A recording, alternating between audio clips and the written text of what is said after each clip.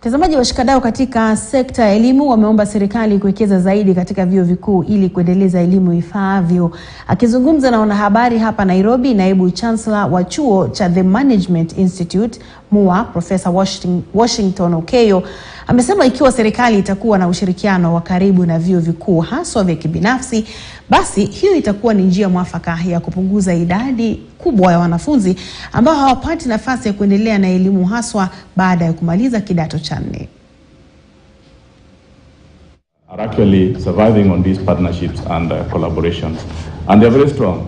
And the partnerships and collaborations are not only limited to, for example, private sector only. It is even with the government, okay? Because if you go to the universities abroad, most of those private universities there are actually the sources of innovations for the government.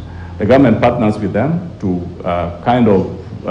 come up with systems and equipment and so on and so forth, which then are used in the government, departments to provide goods and services to the government.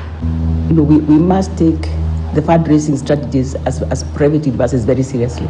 If you think about some of the private universities, not just in Kenya but outside, they actually don't get any funding from government, but they are able to sustain. So that will be the question: how do we sustain ourselves? And mainly it's through fees. We can't deny that the more students you have, of course, the more income you have, because again, you can't depend on the other sources fully. But so the question will be, how do we make sure that we attract students to this university?